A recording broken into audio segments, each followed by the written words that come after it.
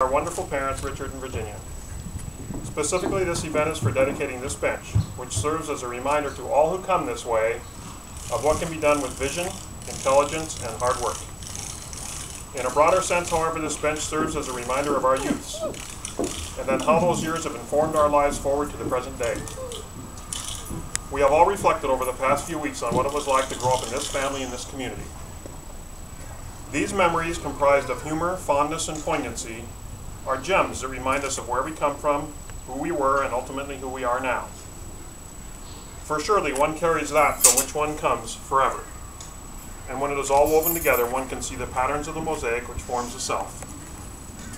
For us, this is a wonderful thing, for we come from family, community, and love. And maybe a few too many chores. So let us look back now and remember and celebrate over 60 years of being children of Richard and Virginia Johnson, founders and friends of the Cove and the pool and the city, and mostly the family. I remember always being proud that Mom and Dad were instrumental in getting Normandy Park incorporated as a city, and that they were also at the center of the planning, building, funding of the Cove building itself and of the Normandy Park swimming pool. I remember Dad has always had a great respect for the fire and zest of life, and he worked to cultivate that. He, in fact, loved the movie Zorba the Greek, and frequently suggested, engaged in the Zorba dance, which was quite vigorous, and may have involved some vocal exuberance. If I remember right. I remember Mom and Dad leaving the house in the evening with a notebook of papers to get pledges to build the Cove on this very land upon which we now stand. Diane remembers how Dad took her, and only her, downtown and bought her lunch in a new dress, and she felt so special.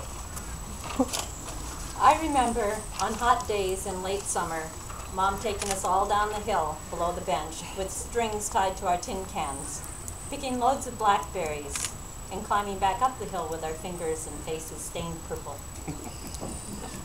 I remember how it felt to wake up in Mount Hood with sun glinting off the snow and 5 days left of vacation.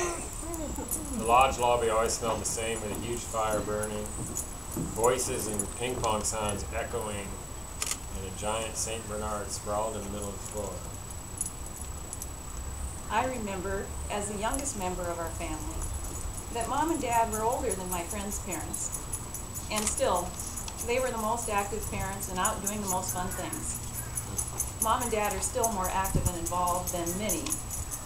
And today, we are also celebrating your 90th birthdays. I remember we were never told to be afraid in our endeavors. We were trusted and even encouraged in our choices, well, as long as they were wholesome.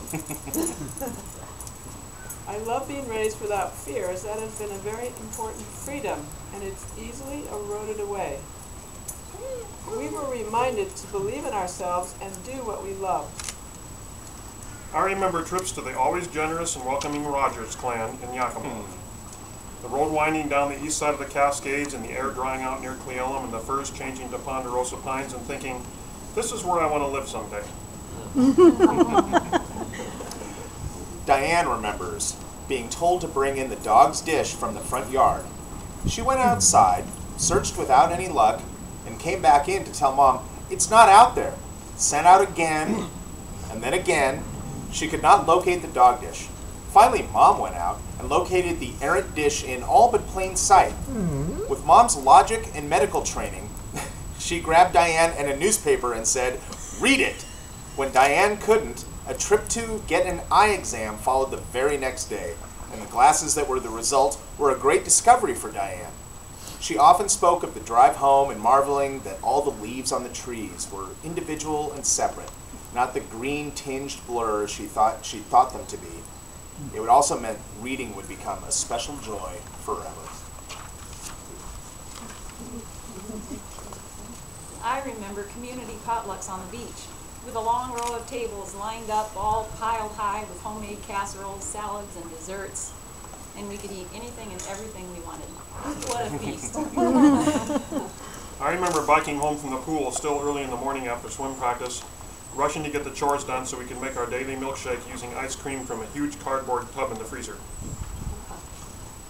I remember road trips. Late at night, cozy and comforted by the sound of Mom and Dad quietly talking. My brothers and sisters and Phoebe slept, and I gazed at the stars and moon as the world sped by.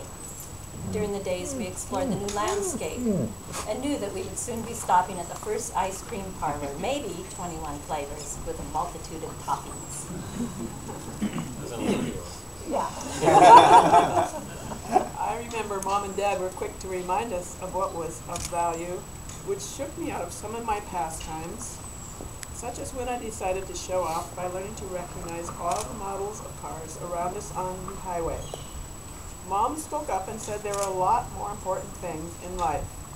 The thought struck home, and it seems like all of us try to do what will make this world a little better place.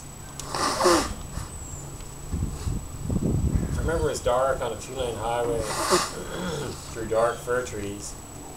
Dad was driving the turquoise green ranch wagon with a silver airplane for a hood ornament.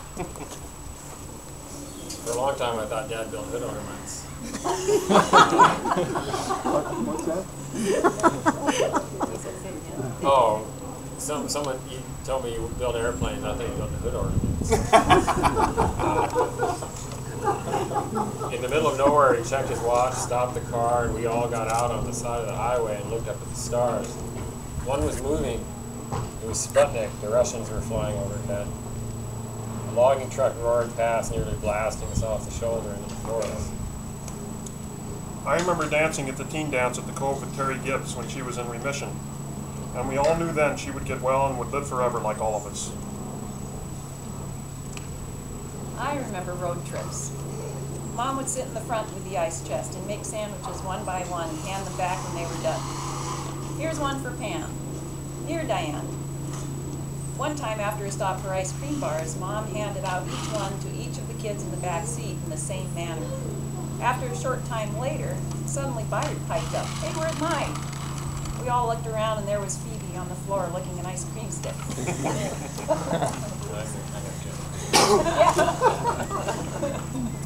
Diane remembers Dad's attempt to get her to dive at the pool.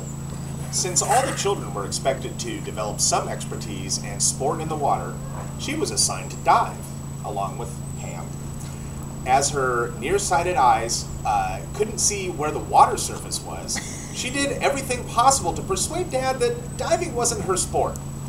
Finally, in desperation, and after a particularly spectacular belly flop, Dad agreed racing would be a better fit. It proved a prophetic decision, and her competition and love of swimming continued throughout her life. And she was fastest swimmer, second fastest swimmer in Seattle when she was 18.